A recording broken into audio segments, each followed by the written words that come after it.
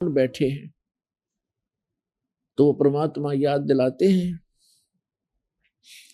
काया तेरी है नहीं, ये माया कहाँ से हो, चरण कमल में ध्यान रखो, इन दोनों को खो।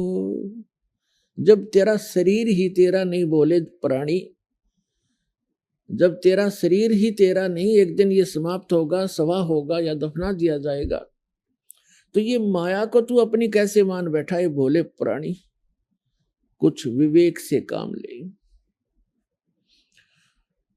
तो पुण्यात्माओं, परमात्मा प्रथम बार जब यहां आए, हम अपनी गलती से इस काल के जाल में फंस गए।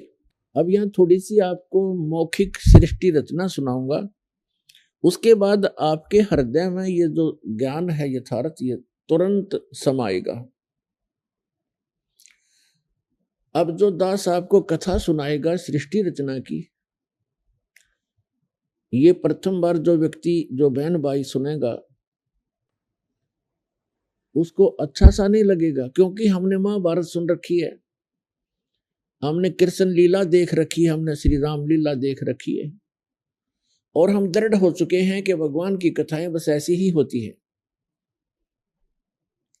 लेकिन हम भूल जाते हैं कि हमारे धर्मगुरु कभी तो कहते हैं ब्रह्मा जी सारी सृष्टि के रचनहार है, कभी कहते हैं विष्णु जी सर्वशक्तिमान है, सबके रचनहार यही है, कभी कहते हैं भगवान शंकर ही 3 रूप धारण करके सबकी सतिथि सृष्टि और संहार करते।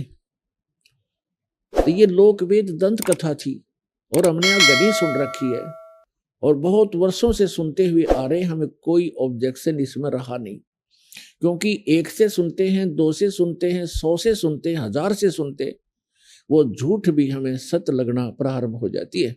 हमारे साथ ऐसा ही हो चुका है।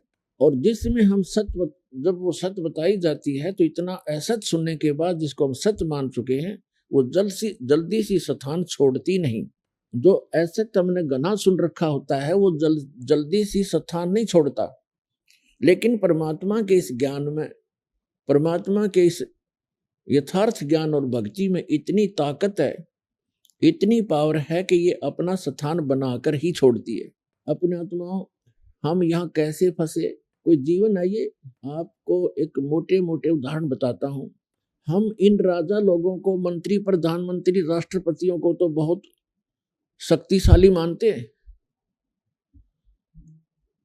और ये आपदाएं इनको भी झेलनी पड़ती है। तो आप जैसे और हम जैसों की क्या औकात है? क्या बताते हैं? अब जैसे एक पोलैंड देश का पूरा मंत्रिमंडल एक वायुयान के द्वारा एरोप्लेन से किसी नेता के शोक व्यक्त करने के लिए जा रहा था। पूरा मंत्रिमंडल, जिसमें 96 सदस्य थे, व्यक्ति थे, सारे MP, प्रधानमंत्री और अन्य मंत्रीगण, और दुर्घटनाग्रस्त हो गए, जा रहे थे दूसरे का शोक व्यक्त करने, और आप ही मृत्यु को प्राप्त हो गए। आप तो केवल एक छोटी मोटी कोई कोठी की आशा लगाए बैठे होगे, कोई बेटा या बेटी की, या कोई छोटी मोटी प्लाट हो जावे, कोई नौकरी मिल जावे, और उन मंत्री और प्रधानमंत्री, उनकी कितनी आशाएं होंगी, वो किस आशा को लेकर जी रहे थे, और एक पल में वो आशा तो प्राप्त हुई नहीं, आशा तो पूर्ण हुई नहीं, शरीर पूर्ण हो गया, जीवन पूर्ण हो गया अचानक, ऐसे गंदे लोक में। और हम ये बच्चों वाले खेल खेल रहे हैं। परमात्मा कहते तुम्हारी बुद्धि, फिर तुम आपकी बुद्धि को चोर ले गए, आपके पास है नहीं। एक मुख्यमंत्री, बहुत से प्रमाण हैं आपके सामने, एक आंध्र प्रदेश का मुख्यमंत्री, एक अरुणाचल का प्रदेश का मुख्यमंत्री। अब मुख्यमंत्री हेलीकॉप्टर से जा रहा था, और उसकी इंतजार में ना जाने कितने लोग आशा लिए खड़े थे, उनसे ये मांगेंगे, उनको उनकी आरती उतारेंगे, उनको माला डालेंगे, और वो पता नहीं क्या क्या उम्मीद लेकर जी रहे थे और एक्सीडेंट को प्राप्त हुए। तीसरे दिन लाश मिली उनकी, गिद्दड़ घसीट रहे थे उन लाशों को। तो पुण्यात्मा, परमात्मा हमें समझाना चाहते हैं कि दुविधा में दोनों गए।